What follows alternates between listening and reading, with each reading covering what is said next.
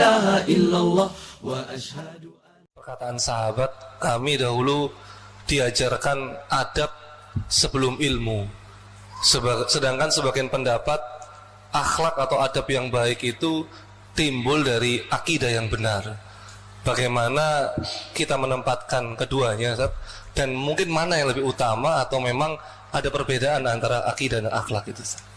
Ya, akidah dan akhlak berbeda. Dan benar bahwa adab itu memang ada yang merupakan hasil dari tanaman akidah. Tapi ada yang akhlak itu ternyata memang bawaan ciptaan kita, Pak. Buktinya hadis Nabi SAW. Ketika Nabi SAW kedatangan utusan di tahun Amul Wufud, tahun 9 dan 10 Hijriah, salah seorang pemimpin suku yang datang, Al-Ashaj Ibnu Qais, dia datang kemudian dipuji Nabi. Di sini kepala suku yang datang dipuji Nabi. Inna fika la khaslatain yuhibbuhum Allah. Kata Nabi ke pemimpin suku yang datang ini, kamu punya dua sifat yang Allah cintai. Kata orang itu, apa ya Rasulullah?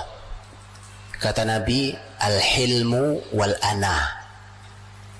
Hilm itu sifat yang penyantun, yang jiwanya itu tenang, terukur, tidak tergesa-gesa.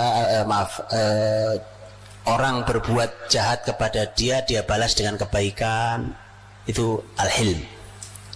Wal-anah, anah itu tidak terburu-buru, tenang, tidak terburu-buru. Itu al-anah. Kamu punya dia sifat mulia itu. Nah, begitu dia dipuji, dia nanya, ya Rasulullah, apakah ini sifat baru atau sifat lama yang saya punya ini? Dari kapan muncul adanya di saya? Nabi mengatakan itu sifat sudah sejak dulu ada di kamu. Istilah maka para ulama adab mengatakan bahwa memang ada akhlak itu yang sifatnya bawaan, Pak. Bawaan sifatnya. Contoh-contoh di antara kita ini ada orang yang memang bawaannya sabar, orang yang memang sabar, man. Itu marah aja susah itu. Ada orang yang bawaannya marah-marah, Pak. Walaupun nanti akan dipengaruhi oleh perjalanan hidupnya. Tapi ada modal. Ada orang yang modal dasarnya memang mudah ngasih orang, dermawan. Memang ada modal dasar itu. Ya, ada yang modal dasarnya, arti gini, bahwa ini kan cuma modal dasar, tapi semua bisa dibina. Orang yang tidak punya modal dasar, tidak besar modal dasar dermawannya, bisa dimunculkan kedermawanan luar biasa pada dirinya dengan pembinaan terus-menerus itu. Ya. Nah, yang dimaksud dengan pertanyaan tadi, kalau kalimat sahabat adalah kami diajari iman sebelum Quran. Kami diajari iman sebelum Quran. Itu kalimat Jundub bin Abdillah, kalimat Abdullah bin Umar, dan seterusnya.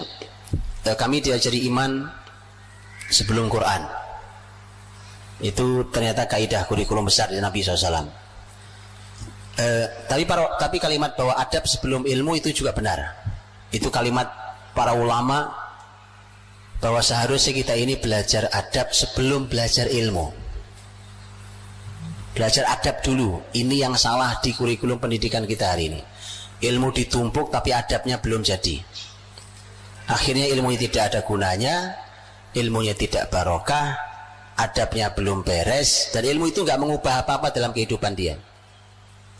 Jadi adab sebelum ilmu. Abdullah bin Mubarak rahimahullah, ulama besar, beliau mengatakan bahwa kadal adab an yakuna thulutsail ilm. Bahwa adab itu 2/3 ilmu.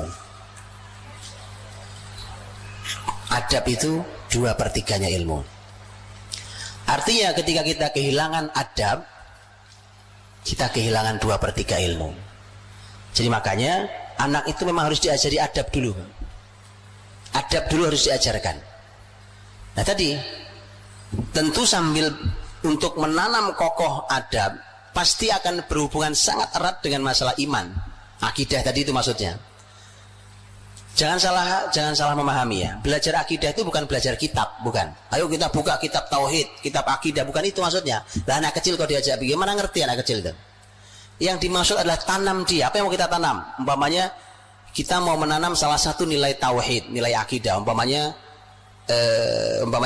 al-khauf, rasa takut pada Allah, atau ar-roja, kita punya harapan tinggi pada pertolongan Allah dan ampunan Allah, dan seterusnya.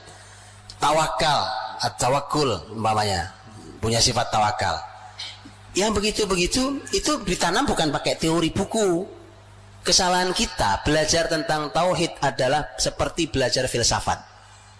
Itu kritikan Al-Ghazali terhadap proses pembelajaran tauhid yang salah.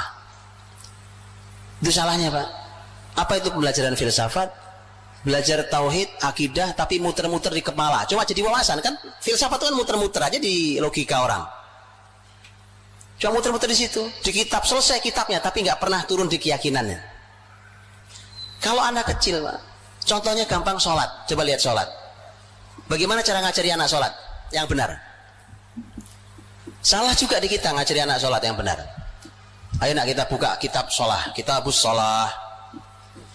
Rukun sholat ada 13. 1, 2, 3. Yuk dihafalin. Suruh sholat nggak benar, Pak. Gitu kan? Anak diajari wudhu. Wudhu juga gitu. Oh ini ayatnya ini, hadisnya ini, begini tata cara. Bukan begitu cara yang benar. Lihat cara yang benar. Lihat cara yang benar di pendidikan para sahabat. Utsman bin Affan suatu hari ingin mengajari wudhu yang benar di hadapan tabi'in. Bukan dikasih teori. Kata Utsman, ambil air buat saya. Begitu diambil air, baik, tuangkan airnya. Kalian semua lihat saya cara berwudu. Dia wudu dari awal sampai akhir. Kemudian terakhir Utsman berkata, beginilah aku melihat Rasul berwudu. Lihat, paham, Pak? Teori nanti. Ilmu tajwid kapan munculnya? Zaman Rasul atau bukan? Bukan, gak ada ilmu tajwid zaman Rasul. Idhar, idgham. Makanya kita selesai ilmu tajwid suruh baca tetap aja berantakan. Karena teori, Pak. Ini kesalahan kita mengajarkan tauhid dengan teori.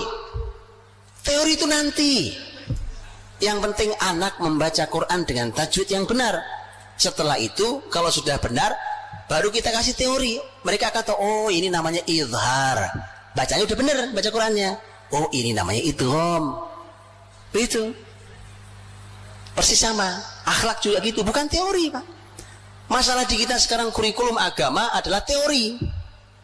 Teori sholat, teori wudhu, teori sabar, teori jujur, teori. Prakteknya tidak ada.